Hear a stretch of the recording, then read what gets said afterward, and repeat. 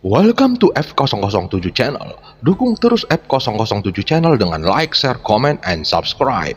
Melanjutkan cerita berikutnya dari Battle Through the Heavens.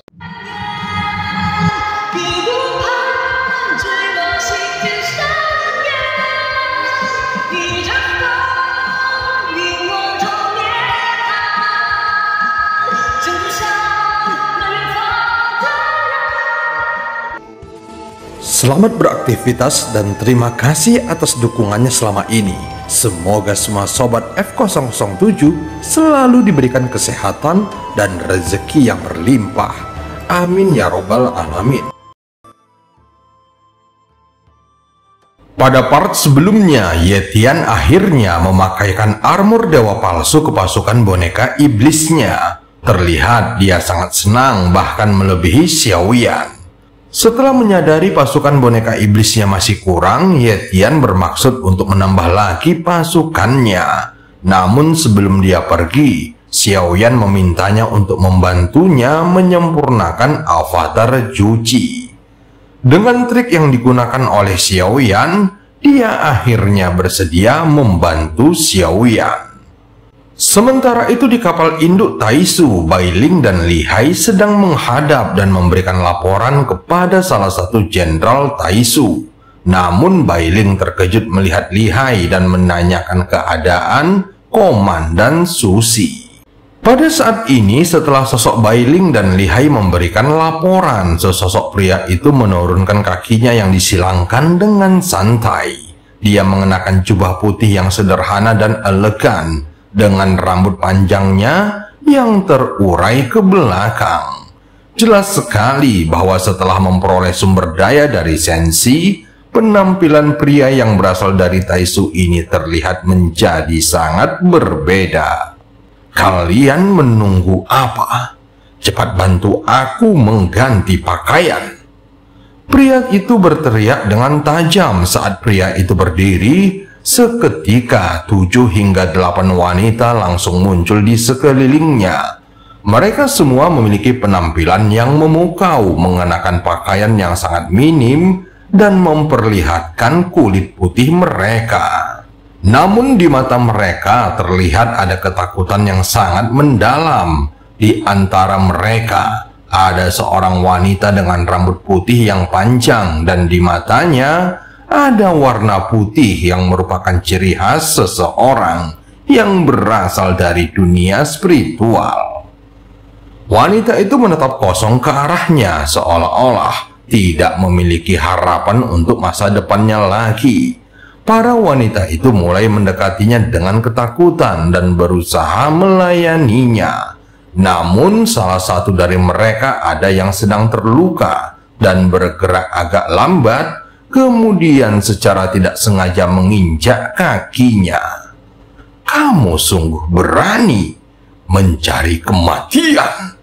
Pria itu menggeram dengan dingin, lalu langsung menangkap kepala wanita itu dan dengan sekali remas, dia menghancurkan kepalanya hingga meledak, sehingga menyemprotkan darah dan otaknya kemana-mana.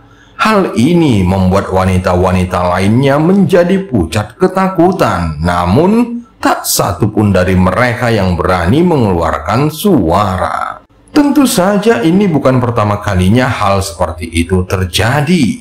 Bagaimanapun, para wanita ini semuanya adalah tawanan dan bisa bertahan hidup saja. Sudah merupakan keberuntungan bagi mereka. Dari mana sumber masalah ini muncul? Berani-beraninya mengganggu Taisuku. Baiklah, kebetulan aku punya pedang pengejar jiwa Poid yang sangat kuat. Aku akan mencoba kekuatannya.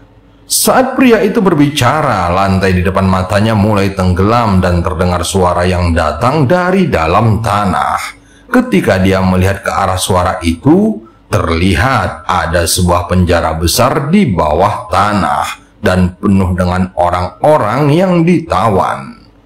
Walaupun penjara itu sangat luas, tetapi itu penuh sesak. Ada puluhan ribu orang di sana yang terdiri dari berbagai usia, termasuk anak-anak dan wanita hamil.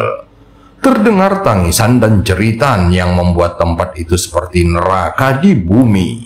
Tampaknya Taisu sama sekali tidak peduli dengan apapun saat melakukan invasi. Selama itu makhluk hidup, maka mereka akan menganggapnya sebagai sumber daya. Berapa banyak tahanan yang tersisa di sini? Pria itu bertanya dengan nada suara yang dingin sambil menatap dengan kejam ke arah semua tahanan. Lapor Jenderal Mengsen, masih ada 400.000 orang yang tersisa. Jawab seorang prajurit Taisu yang mengenakan armor dewa palsu sambil membungkuk dengan hormat. 400.000, itu tidak cukup. Kirim lebih banyak orang untuk menangkap beberapa tahanan lagi, kata pria itu dengan dingin, seolah-olah 400.000 orang itu tidak ada artinya baginya. Dengan satu gerakan, dia mengeluarkan pedang pengejar jiwa Poid yang lebih kuat dibandingkan milik Susi. Pedang itu menyebarkan gelombang energi yang sangat menakutkan. Kemudian pedang itu terbang dengan kecepatan luar biasa menuju ke dalam penjara. Saat berikutnya terdengar suara teriakan ketakutan dan pedangnya langsung menembus tubuh beberapa orang secara sekaligus. Dengan suara ledakan, tubuh-tubuh itu meledak menjadi potongan-potongan daging yang tak terhitung jumlahnya. Pria itu tampaknya sangat menikmati pemandangan ini dan dia segera menggerakkan jarinya dengan puas, seolah-olah merasakan kesenangan dari setiap pembantaian yang dilakukannya.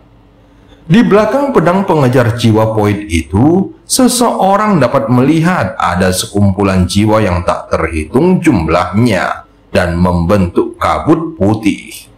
Tidak diketahui berapa banyak jiwa yang terkandung di dalam pedangnya, sehingga membuat orang yang melihatnya akan merasakan penindasan. Setelah membantai beberapa orang, jeritan dari dalam penjara itu menjadi semakin mengerikan. Tetapi semua orang di dalamnya hanya bisa menunggu kematian datang menghampiri. Faktanya, semua manusia di dalam penjara ini hanyalah binatang ternak baginya dan akan dibunuh saat dia membutuhkan pengorbanan untuk pedangnya. Setelah jeda beberapa saat, pria itu mengendalikan pedang pengejar jiwa Poidnya lagi dengan pikirannya dan melesat ke arah anak-anak serta orang tua yang kemudian menembus seorang wanita hamil. Wanita itu melihat darah yang mengalir dari tubuhnya dengan ketakutan. Meskipun kesakitan, dia berusaha menggapai perutnya untuk mencari bayinya. Saat melihat adegan memilukan ini, orang-orang di sekitarnya tidak ada yang berani mendekat dan semuanya menjauh dengan ekspresi ketakutan. Saat wanita itu berteriak kesakitan, pedang pengejar jiwa Poid itu datang lagi, kemudian langsung memenggal kepalanya, sehingga tubuhnya meledak menjadi potongan-potongan daging yang tak terhitung jumlahnya. Bahkan sampai akhir hidupnya, wanita itu masih tidak menemukan bayinya. Pedang pengejar jiwa Poid itu terus membantai tanpa pandang bulu. Semua pembantaian ini terjadi dalam sekejap. Namun bagi para tahanan, waktu sesaat ini merupakan momen yang sangat mengerikan.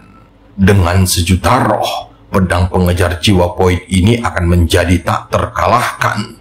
Bahkan makhluk abadi pun bisa kutaklukkan. Pria itu bergumam sambil terus mengendalikan pedangnya dan terus menyerap jiwa-jiwa yang telah dibantainya. Saat berikutnya, pria itu melambaikan tangannya dan pedang pengejar jiwa Poid itu kembali ke tangannya bersama dengan bola darah besar. Dia segera menghisap semua daging dan darah yang tersisa dari dalam penjara itu. Dari 400.000 orang, kini hanya tersisa 300.000, sehingga ruang penjara menjadi sedikit lebih luas. Tetapi ketakutan semakin memuncak di hati semua tahanan yang tersisa. Wajah mereka dipenuhi dengan keputusasaan. dan mereka merasa hanya tinggal menunggu giliran untuk dijadikan pengorbanan bagi pedangnya. Tidak cukup, tangkap lebih banyak lagi, perintah pria itu sambil mengembalikan senjatanya ke sarungnya. Dia kemudian kembali ke platform dan mulai naik lagi ke atas. Prajurit, bersiaplah untuk bertempur. Segera dia berteriak dengan keras. Dia juga memanggil beberapa wanita tadi untuk mendekat. Tanpa menunda waktu sedikit pun, mereka segera bergegas ke arahnya. Meskipun ada jejak ketakutan di mata mereka, namun mereka mulai melayaninya dengan penuh kehati-hatian. Sementara itu di luar kapal induk, sebuah lingkaran cahaya besar mulai terbentuk dan merupakan ciri khas dari formasi teleportasi Taisu. Formasi ini membutuhkan sumber daya yang sangat besar untuk digunakan. Tetapi sekarang Taisu memiliki sumber daya yang melimpah, sehingga mereka sama sekali tidak mengkhawatirkan kekurangan sumber daya. Dengan kilatan cahaya, seluruh pasukan Taisu menghilang, kemudian muncul kembali di tempat lain dan mendekati target mereka. Setelah perintah langsung dikeluarkan, ribuan prajurit Taisu mulai turun dari kapal induk mereka dan bersiap untuk bertempur. Adapun pria itu masih berdiri di atas platform, sementara wanita-wanita yang melayaninya tergeletak tak berdaya di belakangnya. Walaupun mereka masih hidup, tetapi tubuh mereka gemetar dan penuh luka. Pria itu mengalihkan pandangannya ke medan pertempuran dengan senyum dingin dan bersiap untuk memusnahkan musuh mereka tanpa belas kasihan. Dan cerita pun berakhir. Sampai ketemu di part selanjutnya.